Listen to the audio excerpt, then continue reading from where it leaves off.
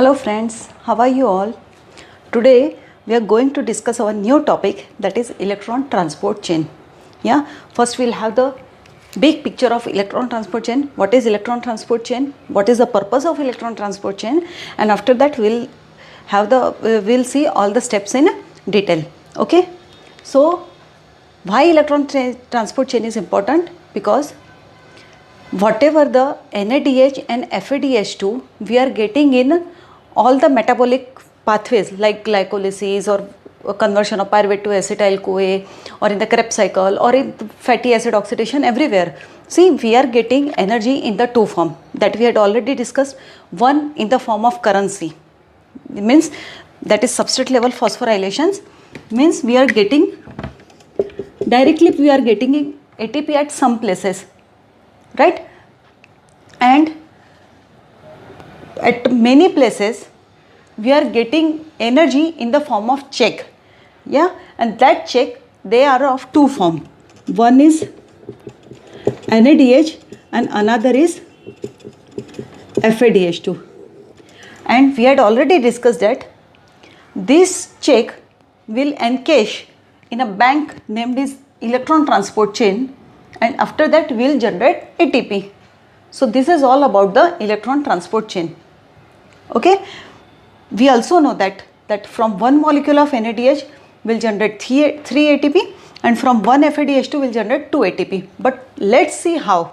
Why NADH generate 3 ATP? Why FADH2 generate 2 ATP? Yeah, so we'll see about all these things in a detail, that is electron transport chain. And electron transport chain is coupled with oxidative phosphorylation. Okay, these are two different things. We'll see all the steps in detail. First we'll discuss this. So before directly jump to this topic, first have the one picture of the dam. Yeah, where the water, yeah, suppose here, and we are having dam here. So water will be stored here. Yeah, and that means we are storing water at high level, and when from high level water will flow down, that means potential energy will convert to kinetic energy. We all know that way. When something is there at the ground level and we uplift it up to certain level, so what will happen? The kinetic energy will store to potential energy, and when that substance again will come back to ground level, so potential energy will convert to kinetic energy. Yeah, and this kinetic energy, suppose many turbines are there. So what will happen when water will fall on this turbine? So this potential energy will be used to generate the electricity.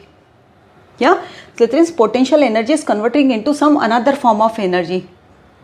Okay, so same way during the catabolic process we are getting energy rich compound like NADH and FADH2. Yeah, this will, suppose, yeah, this way. So what will happen? NADH and FADH2, they are having the energy rich electrons. Okay, when this energy rich electron will pass through series of complex, okay, series of complexes are there. When electrons will pass through series of complex and ultimately will reach to oxygen, so when electron will pass from one complex to another complex, then from another to another, there is a loss of energy, because these complexes are arranged from high energy level to low energy level. Okay, so there is a free energy will be available. Okay, this complex is at higher energy, then again energy level, means they are in the decreasing order of their energy level. Okay, so when electron will pass from this, so there is a free energy change, or there is a energy will be available, because compound is moving from high energy level to low energy level. So we will have some energy, that is free energy available, and that free energy will be used to to pump proton. Okay. So as the electron will pass from these complexes, free energy will be released, and that free energy will pump the proton from the matrix regions to intermembrane space. This will happen in mitochondria. Okay, most of the eukaryotic cells have mitochondria. Okay, what is mitochondria? Mitochondria, it is a double membranous structure which is having the two lipid layer. Okay, one lipid layer and one more lipid. Okay, yeah, here if we draw the structure of mitochondria, it is a double membranous structure, right? This is outer membrane, this is inner membrane, sorry, and the region between this outer membrane and inner membrane, this is known as a intermembrane space. Intermembrane space. And the region inside the inner membrane, it is known as a matrix. Okay, this is the overall structure of mitochondria. It has a two membrane structure, double lipid bilayer is there.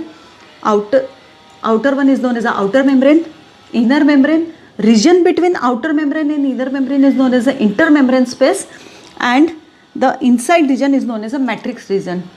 Okay, so NADH, FADH2, they are present in the matrix region. Okay, and these complexes are arranged on the inner membrane of mitochondria.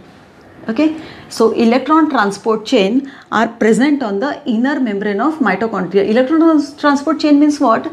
These are the protein structures which are embedded in the phospholipid bilayer. Okay, suppose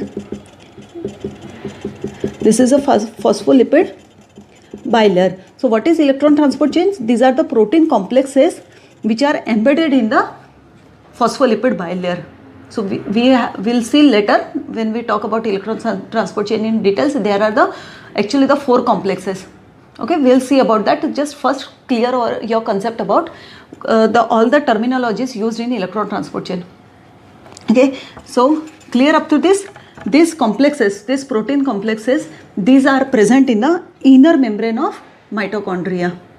Okay, so when electron will transfer in from the protein complexes from higher energy level to low energy levels, we had seen that the free energy is available. So that free energy will pump the proton from matrix to intermembrane space. So suppose this is the matrix region and this is intermembrane. So what will happen? Here there is a accumulation of H positive ion. Okay, there is a accumulation of H positive ion. Okay, all are hydrogen ion. Now this hydrogen ion means what will happen here? There is a gradient, electrochemical gradient. This is known as a electrochemical gradient. So electrochemical gradient will generate in the intermembrane space, and when this proton will again come back to matrix region, yeah, so they are moving from high concentration to low concentration. Gradient means what? There is a change in the concentrations. So here we are having the high concentrations. Okay, so when this hydrogen ion will move from the high concentrations to low concentrations, again some energy will release, and that energy will be utilized in generation of ATP. Okay, it's like a turbine pump. Suppose we are having the complex here which is known as a ATP synthase. So when this hydrogen ion which is accumulated in the intermembrane space, they will come back again in the matrix region. Okay, so that energy, that means the energy will be released when this hydrogen ion will move from higher concentration to lower concentrations, that energy will be utilized in generating the ATP. Okay, this is the overall picture. Electrons are moving. So electrons, just have the first we need to clear our concept. Okay, rest of the thing will be clear. Okay, just first clear that. Okay, protein complexes are present here. Okay, when electron will move from this protein complexes, okay, these are present in a decreasing order of their energy level. Okay, so some sort of energy will be released. That energy will be utilized to pump hydrogen ion from matrix region to intermembrane space. Then there is a, suppose this will indicate hydrogen ion as a star. Okay, so there is an accumulation of hydrogen ion in the intermembrane space, and one more complex is there. When with the help of this complex, when hydrogen ion again will come back to matrix regions, so this complex will generate ATP. 3 steps are there. Electrons are moving, hydrogens are moving from matrix to intermembrane space, and again it will come back, ATP will generate. Okay, these 3 steps you need to remember. Okay, so before talking about each step in detail, first we will clear or we'll brush up our memory about certain terminologies. First is, what is oxidation, reduction and redox potential.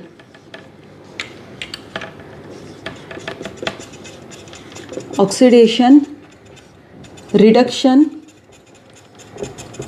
and redox potential.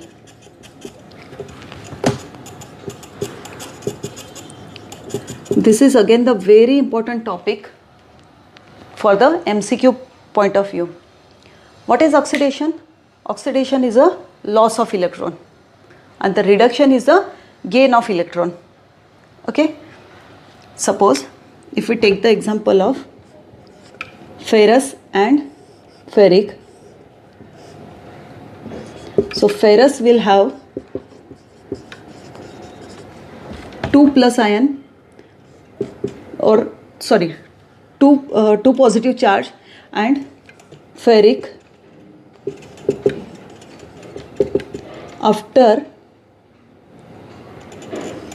losing the electron, 1 electron will remove from ferrous, so it will convert to ferric. So that is the loss of electron is known as oxidation. Okay, and when there is a gain of electron, so this is known as a reduction. This is oxidation. So oxidation is a loss of electron, reduction means the gain of electron.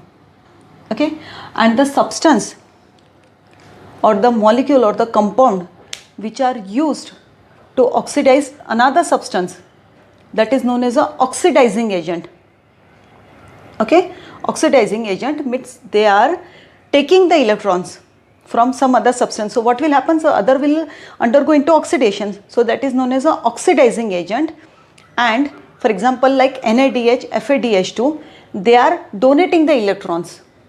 Yeah, they are donating the electrons means someone is undergoing under reductions. So these substances are known as a reducing agent.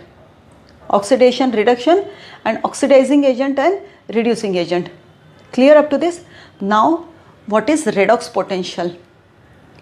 Redox potential, before that, redox potential.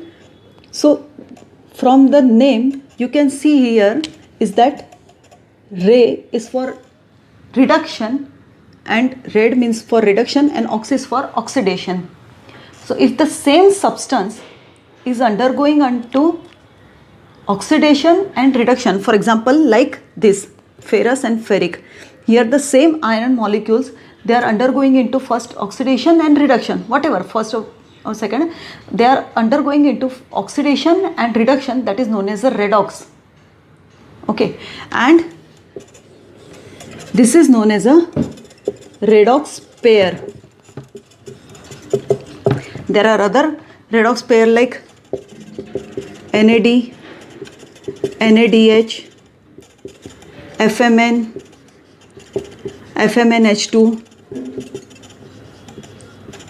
okay, FAD, FADH2. These are all known as a redox pair or redox couple. Got it? Because the same substance, these are undergoing into oxidation and reduction.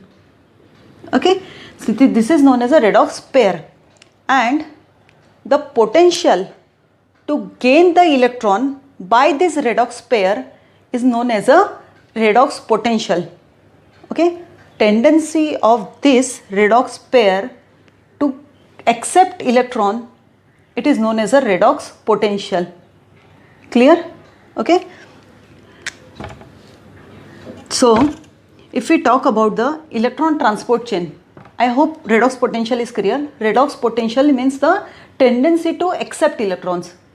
Those who are having the more tendency to accept the electrons will have the high redox potential. Yeah, will denote in plus sign. And those who are having the less reduction potentials means they are having the less tendency to accept electrons. Less tendency to accept electrons means they are having the more tendency to donate electrons. Clear? So those having the less redox potentials will denote them by negative sign, and those having the higher redox potentials will denote them by positive sign, and this redox potential will compared with the hydrogen ion. If some redox pair, okay, they are having the less tendency to accept electron as compared to hydrogen, then they will have the negative redox potential like this. And if we talk about the oxygen, okay, oxygen, it has a high redox potential, it has a high tendency to accept electrons. Why? Because oxygen is a more electronegative. So more electronegative, all those substances which are having the more electronegativity, that means they are having the more tendency to accept electrons, and that's why they are having the more redox potential. This you have to clear very nicely, because this is extremely important. This is the basic step of electron transport chain. Okay, so now we'll see, using this concept, all the components are arranged in a electron transport chain. Okay, so starting from electron transport chain will have the tendency to donate electrons, therefore they will have the less redox potentials, and the final oxygen will come, they are having the more tendency to accept electrons, therefore they will have the more redox potential. So all the components are arranged like this, from donating to accepting, means they are arranged in the ascending order, increasing order, therefore electron transport chain is a unidirectional. Okay, this is the reason why this is unidirectional. So go see, we see all the components: NAD, NADH2, FMN, FMNH2, FAD, FADH2, then coenzyme Q, H2. This is the reduced form of, this is known as a ubiquinone, and this is known as a ubiquinol. Then cytochrome C, then cytochrome A3, and finally oxygen and water molecule. Okay, so the redox value for this redox couple are minus 0.32, minus 0.30, okay, minus 0.22, then plus 0.10, plus 0.25, plus 0.29, and plus 0.30. 8,2. Okay, these are the redox value for this redox couple or redox pair, and these redox pair are arranged in such a way that the initial pair has a low redox potential. That means it has the more tendency to donate electrons, and the final pair has a highest redox potential. That means it has the more tendency to accept electrons. Okay, so in this way these components are arranged in a various protein complexes in the increasing order or ascending order of their redox potential. Therefore electron will flow unidirectionally, okay, from low redox potential to high redox potentials, and the final acceptor is a oxygen. Okay, and if you compare it with the electronegativity, so those who are having the higher electronegativity will have the high redox potential. Okay, everything is clear up to this? Okay, now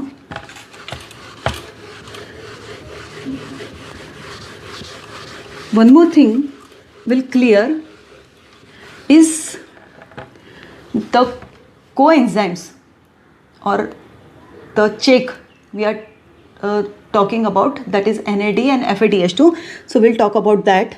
We'll have the first, what are these made up of? NAD and FADH2. Okay, these both are coenzymes made up of vitamin B.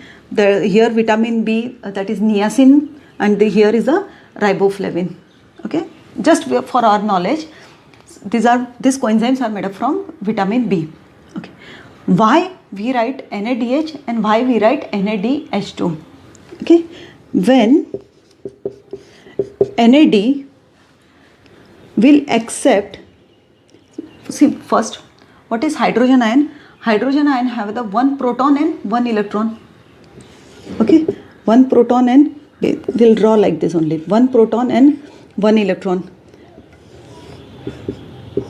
Okay, 1 proton and 1 electron is there in the hydrogen ion. Okay, when NAD or tendency of the NAD is to accept 1 proton and 2 electrons.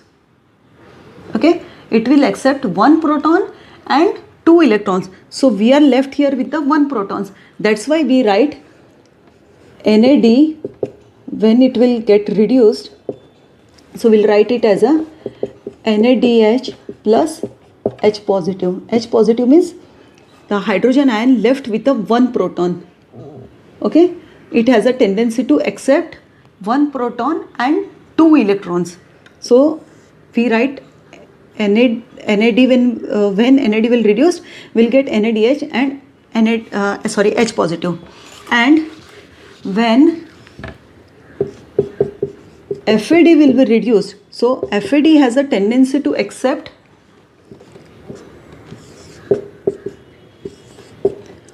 both proton and both electron. Okay, both proton and both electrons. That's why we write it as a FADH2. Both proton and both electron they are accepting. Therefore, we will write as a FADH2. And here NAD will accept 2 electrons and 1 proton. So we are left here with the 1 protons. So we write together only. But here this H positive is to denote that one more hydrogen ion is removed from the substrate. Okay, so this is, I hope, clear. There is a difference is clear between NADH and FADH2. Okay, now we'll start our electron transport chain. So suppose this is the inner membrane. Here we will have the outer membrane. Okay, this is inner membrane, this is outer membrane. The region between this is known as a intermembrane space,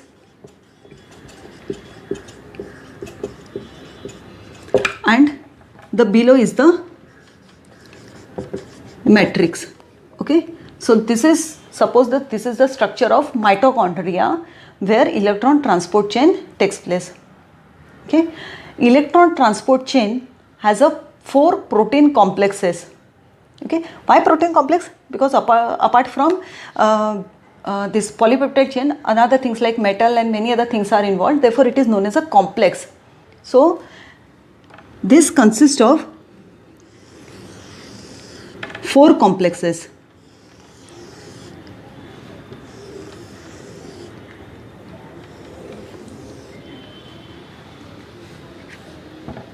Yeah, this is complex 1, 1, this is 2, complex 3 and complex 4. We have one more complex, that is complex 5, which is known as ATP synthase. We'll talk about that complex in my next lecture. So right now we'll just focus here on the electron transport chain having the 4 complex. Okay, we'll focus here only. Complex 1 will act as a acceptor for NADH. Complex 1 is acceptor for NADH and complex 2 is the acceptor for FADH2. Okay, so when the electron will come from in a complex, when electron will come from NADH, so it will follow the path from complex 1 to complex 3 and complex 4. Will not confuse with the general convention of 1, 2, 3, 4. Okay, just listen carefully.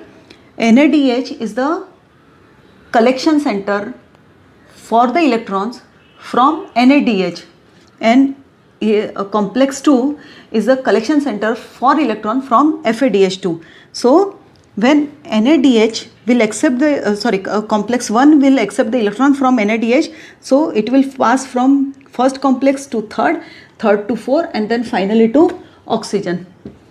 Okay, and when complex 2 will receive the electrons, it will pass from complex 2 to 3 to 4.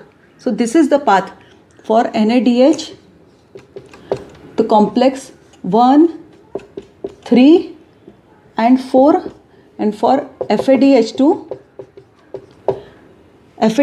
will unload its electron to complex 2. So it will have directly unloaded its electron at complex 2. It will skip complex 1. Okay, so it will have the path 2, 3 and 4. Clear? Yeah. So why NADH will donate its electron to complex 1 and why FADH2 will donate its electron to complex 2? The reason is that the electrons those are present in NADH will have the high energy level, and that energy level will be matched with complex 1. Okay, that's why this electron will be unloaded on complex 1. But FADH2, these are having the electrons, but its energy level will not match with the complex 1. Its energy level will match with the complex 2. Therefore, it will unload its electron to complex 2. Clear up to this? So, NADH will unload to 1 and FADH2 complex 2. Okay, we'll consider one more example. Consider this NADH and FADH2 like a rechargeable battery. You know, some rechargeable batteries are there. Once we use, we'll put into some socket, and then when plug it, it will get again it will get charged, and we can use it, for example, for if we put in a torch. Yeah, so when we put in the torch, what will happen? This battery will discharge. Yeah, so energy level of this battery will use to generate light, no? Yeah, so it will discharge there. Once it will discharge, we'll again put in the socket and it will get recharged.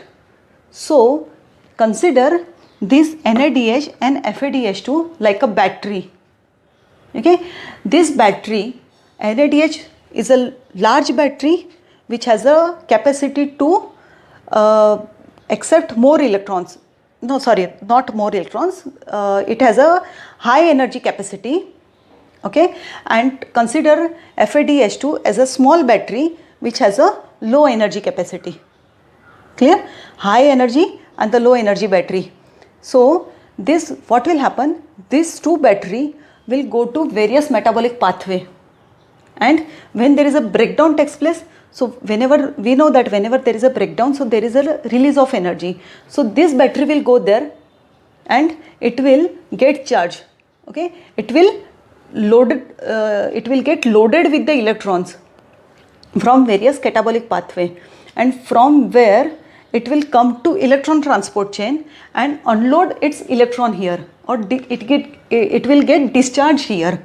This battery, okay, suppose this is a large battery and this is a small battery which has a low energy levels. So it will get discharged here, it will unload its electron here, yeah, and again it will come back to its discharge state.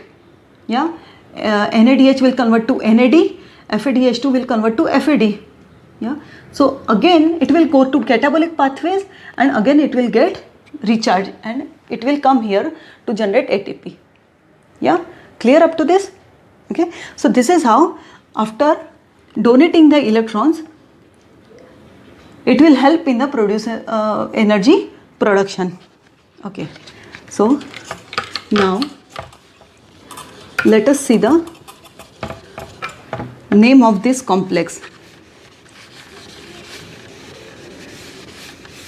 Okay, before that, as we have seen that various components are there in electron transport chain which are arranged in the increasing order of their redox potential.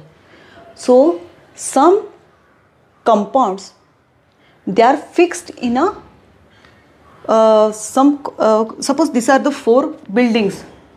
Yeah, and in four buildings finally they are all working together to generate ATP. So few workers will placed in a same particular buildings, they will not come out, and few worker will help to transfer the intermediate product from one building to another buildings. Okay, so that means in electrons transport chain, what I am trying to say, the some components are fixed in the protein complexes and the some components are they are mobile in the lipid layer. Yeah, and what is the purpose of that mobile element? It will help in the transfer of electron from one complex to another. Okay, so for example, like a Q and C, this is coenzyme Q and this is cytochrome C. This will act as a mobile element or the shuttle vehicle. Yeah, shuttle vehicles, if we have the large complex which is having the so many buildings, okay, and they are at the distance, or if you can recollect at the airport, they all have the shuttle vehicles which will transfer the passengers from one destination to another. Okay, the same way these are the shuttle vehicles of electron transport chain which will transfer the electron from one complex to another complex. The other components will not leave the complex, they will permanently present in the complex only. So clear up to this?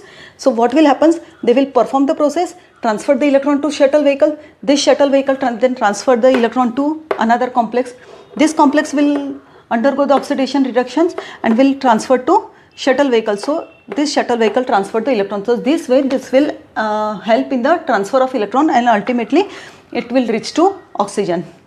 Okay, so there are some shuttle vehicles and the complexes together it will make the electron transport chain.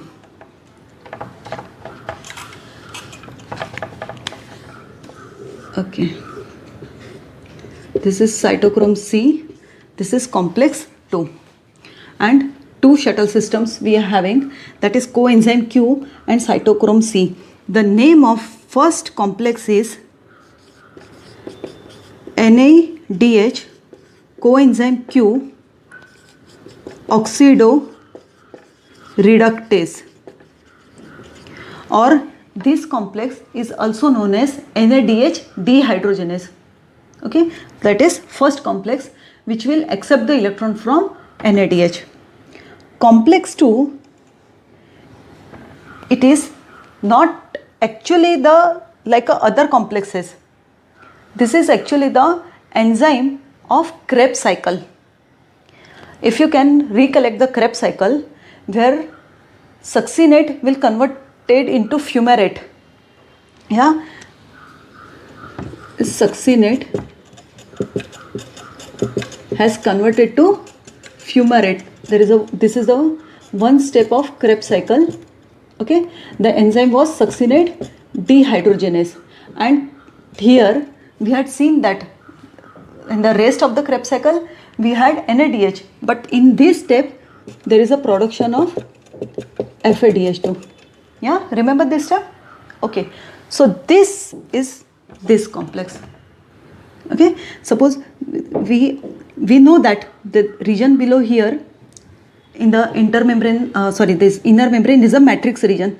So in the matrix region, Krebs cycle is there. The site of Krebs cycle is the matrix region of mitochondria. Okay, so here in the matrix region, one of the component was succinate dehydrogenase. So this is present here. Okay, this enzyme was a part of Krebs cycle also, as well as to electron transport chain. So that's why we show it like this. Others are totally embedded in the this inner membrane, and as this is the part of Krebs cycle also, we show or we denote complex 2 like this. So this is complex 2, which is also known as a which is also known, the name of this is a succinate dehydrogenase. Okay, succinate dehydrogenase, which is also the enzyme of Krebs cycle. Yeah, so this is the collection center for FADH2, this is the collection center of NADH. This two collection center will then transfer the electrons with the help of the shuttle vehicle to complex 3. So from 1 also electron will transfer to complex 3, and from 2 also electron will transfer to complex 3 with the help of coenzyme Q. These are the mobile elements which are free to move in the lipid bilayer. Okay, so both will transfer to complex 3. The name of the complex 3 is a cytochrome BC1 complex, and complex 4 is known as a cytochrome C oxidase. Cytochrome C oxidase. So these are the 4 complexes and 2 shuttle system of electron transport chain.